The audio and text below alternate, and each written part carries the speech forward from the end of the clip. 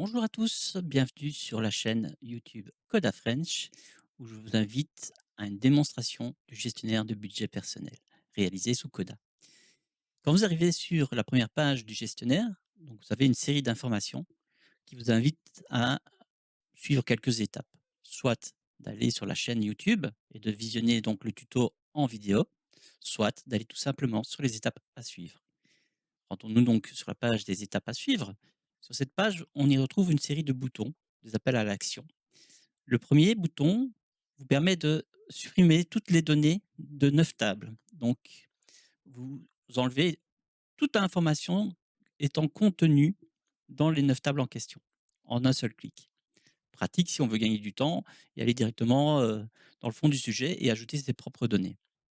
Deuxième possibilité, c'est d'y aller étape par étape et de vider, par exemple, la page dashboard. Et ici, c'est pas tout à fait ça, c'est plutôt le formulaire qui structure les données. Donc, c'est cette table-ci, la transaction des comptes. Et là, bah, vous supprimez le contenu de cette table. D'accord. Donc, une fois que c'est fait, on revient en arrière. Et ensuite, bah, vous pouvez soit supprimer le contenu du compte principal, Visa, épargne, et ainsi de suite. Donc, vous avez une série de possibilités pour remettre les données à zéro.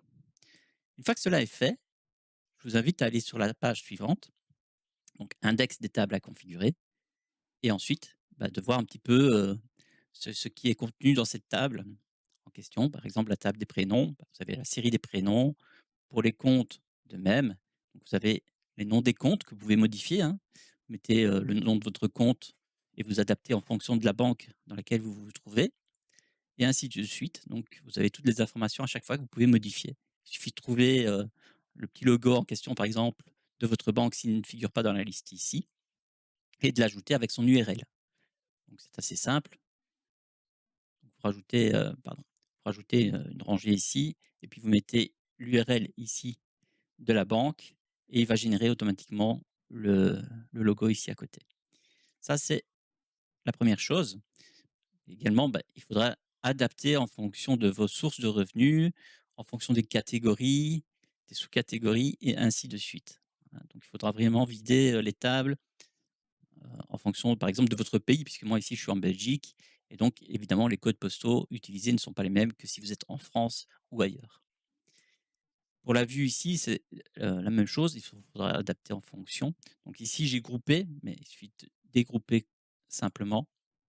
Et donc ici, c'est une relation avec le nom de l'organisme qui se situe dans la table ici plus haut. Donc je récupère cette colonne dans ce tableau et du coup, ça me fait une relation qui me permet ensuite de changer ma vue et d'ajouter les contacts, les emails, et cetera.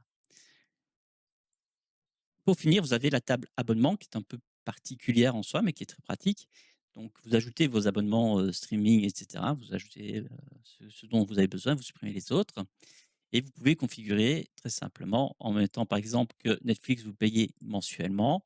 La date, on va dire que ben, on est le premier, ça tombe bien. On va le mettre au mois d'août. Hop, voilà. Et donc le prochain paiement, comme on le voit, bah, ce sera au mois de septembre.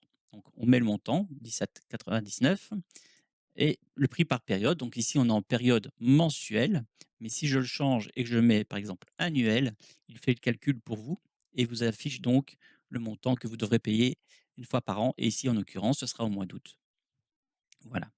Donc c'est assez pratique et vous dit donc la date aussi du prochain paiement. Voilà. Une fois que cela est fait, que vous avez rentré toutes vos données, le document est prêt à fonctionner. Donc il vous suffit de vous rendre sur le dashboard. Donc vous avez un formulaire et ce formulaire, il est simple d'utilisation. Vous n'avez plus qu'à sélectionner les informations que vous avez rentrées. Par exemple, Stéphanie, on va dire quel est son salaire, sur quel compte est-ce qu'elle l'a reçu sur son compte principal. L'intervalle, c'est mensuel. Le mois, bah, on va dire mois d'août, hein, puisque nous sommes au mois d'août. Et on va dire qu'elle a reçu aujourd'hui. Comme ça, c'est plus facile. Et comme elle a un bon travail, elle a un bon salaire aussi, on va dire qu'elle va gagner 2 650 €. Donc on valide, ce qui nous emmène sur le champ montant sorti. Il faut obligatoirement mettre une valeur. Ici, en l'occurrence, on ne va pas mettre un montant positif, on va mettre zéro Pourquoi à 0? Parce que c'est un montant qui est égal à lui-même, donc à 0. Voilà. Ensuite, vous ajoutez l'information sur la transaction, si c'est une transaction, ou bien, par exemple, le salaire, mois d'août, et ainsi de suite. Une fois que c'est fait, il vous suffit simplement de submit le document, donc de l'envoyer, et toute cette information qu'on vient de rentrer se trouve dans le tableau, ici, transaction des comptes. Donc, comme on peut le voir, Stéphanie, 2 650, et on est bien sur le compte principal.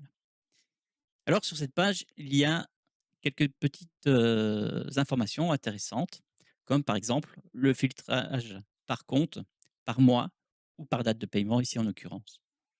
Autre petit détail qui est important, quand vous avez fini de traiter l'information et que vous voulez la stocker, donc l'archiver, il y a ici des boutons qui envoient directement l'information sur le compte concerné. Donc si je clique sur, on va dire, principal, par exemple, je vais envoyer l'information sur le compte principal. Donc ça permet d'archiver vos données et de ne jamais les égarer. Et ensuite, vous pouvez également trier de la même façon en fonction de vos besoins. Donc ça, c'est vraiment pratique. Hem Et vous avez également donc à chaque fois, les montants et cetera qui sont indiqués, le total à chaque fois. Ça vous permet d'avoir en un coup d'œil, le solde de votre compte, par exemple. Donc voilà. Il y a d'autres tables annexes qui permettent de configurer un petit peu plus en profondeur, comme par exemple la table localité. Ici, comme je vous l'ai dit, ce sont des tables qui regroupe les localités de Belgique avec un lien contenant toutes les informations sur les codes postaux belges, mais à vous de remplacer ceci évidemment par les codes postaux de votre pays. Voilà. La table intervalle est importante également, puisque c'est grâce à cette table qu'on fait les calculs sur la table abonnement, en prenant en compte la valeur numérique des intervalles utilisés. Vous avez aussi la table contact, qui elle contient les contacts pour tout ce qui est organisation, avec une vue un peu différente. Et donc, on retrouve cette table sous une forme un peu plus structurée, vous permettant d'ajouter par organisme un nom et un numéro de contact, une adresse email, etc. Donc voilà.